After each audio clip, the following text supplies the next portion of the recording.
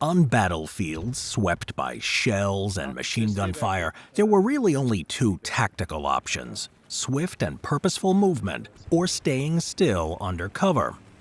Given the ingrained experience of World War I, it's not surprising that the British Infantry Training Manual of 1937 stressed the importance of solid entrenchment, with extensive digging between platoons in both forward and reserve areas, concealment being a useful but secondary consideration.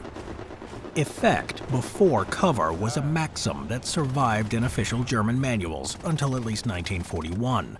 But the destruction that could be brought down upon obvious fixed defenses soon led to a distinct change in emphasis.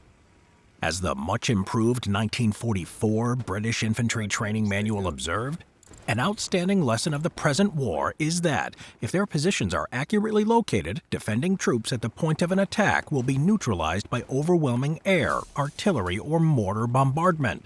If, however, their positions remain undetected, the bombardment will be ineffective provided that their weapons slits are designed to afford reasonable protection. For the infantry company in the field, reasonable protection was usually the so-called foxhole or weapons pit. Although some early manuals show these being joined into full-blown trench networks, in practice most remained small and, unless part of a major defensive line, were not normally expanded beyond squad or platoon-sized battle positions. The weapons pit was comparatively safe against all forms of fire, except a direct hit from a shell or bomb. Nevertheless, it had to be remembered that any bombardment or suppressive fire would be usually followed by an attack. Therefore, defenders had to be trained to emerge as soon as fire ceased, to take advantage of the few meters of open ground the enemy had to cross. A more elaborate machine gun nest could be dug in the field by two men. The resulting position was about 4 times the size of a rifle pit and was ideally provided with a camouflage net and flooring of brushwood or other means of keeping the floor well drained.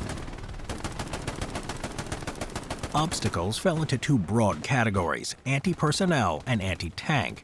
Beach and underwater obstacles fell into a category of their own.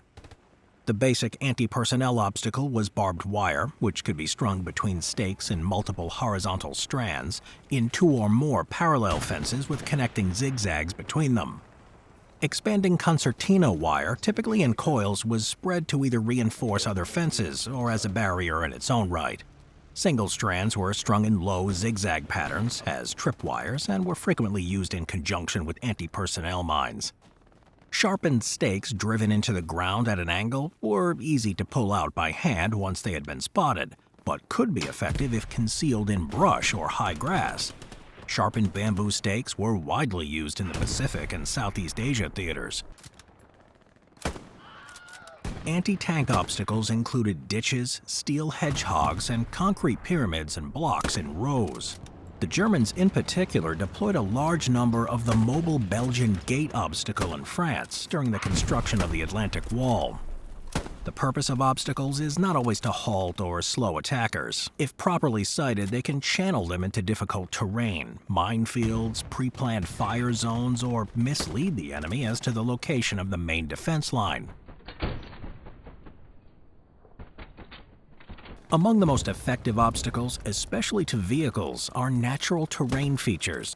While it is said that any terrain feature can be crossed by troops, it can hamper their movement to the point that it's useless as an effective attack route. Swampland, soft snow, exceedingly muddy fields, flooded areas, flowing water obstacles, and dense vegetation can all frustrate organized infantry attacks, even if determined individuals or patrols might be able to overcome them. A perfect example can be seen in the assault along Purple Heart Lane, where the American casualties were an estimated 67% of the original assault force.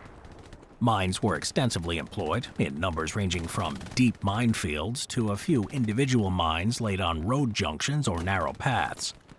Anti-personnel mines were smaller but more sensitive and mostly relied on blast effect to kill or maim the soldier. Since the blast of a buried mine was directed upward, and since the soldiers normally dispersed, it was usually a case of one mine, one man. However, there were also fragmentation mines that could be set above the ground and take out several soldiers.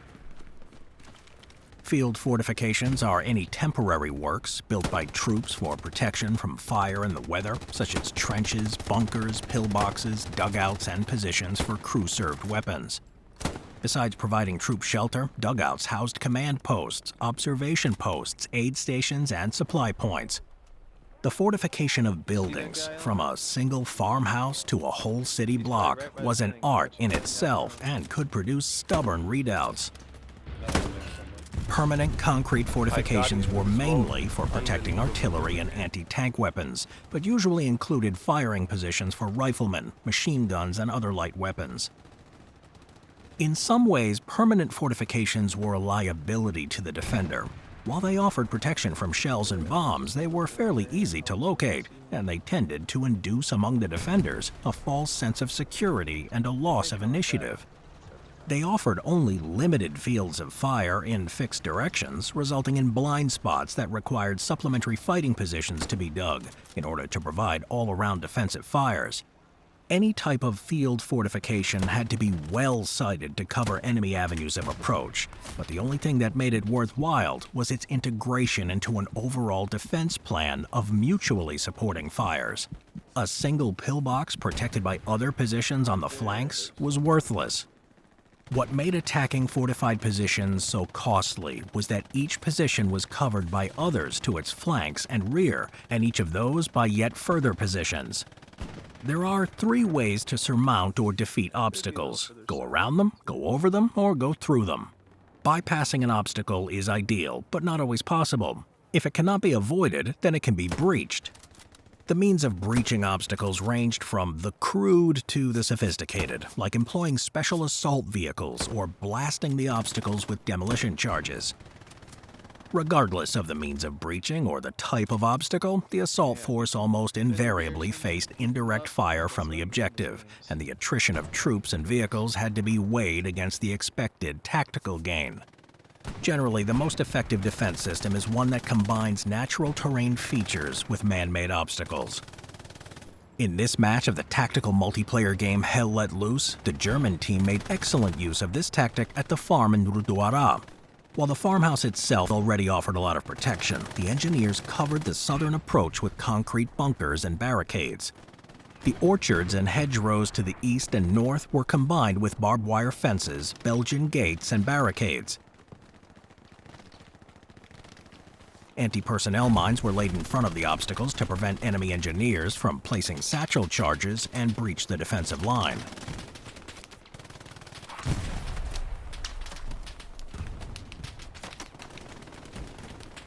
Even with tank and air support, the American team was forced to make a costly outflanking maneuver to assault the objective from the west. With the rest of the perimeter well protected, the German team was able to send more squads to west and hold long enough to win the battle. Real-life examples can be seen in the Battle of Iwo Jima, where the Marines were frequently ambushed by Japanese troops who sprang out of their well-concealed tunnels, or the battles of Hurtgen Forest, where the rugged terrain, poor weather conditions, and German fortifications made a deadly environment for the advancing American troops.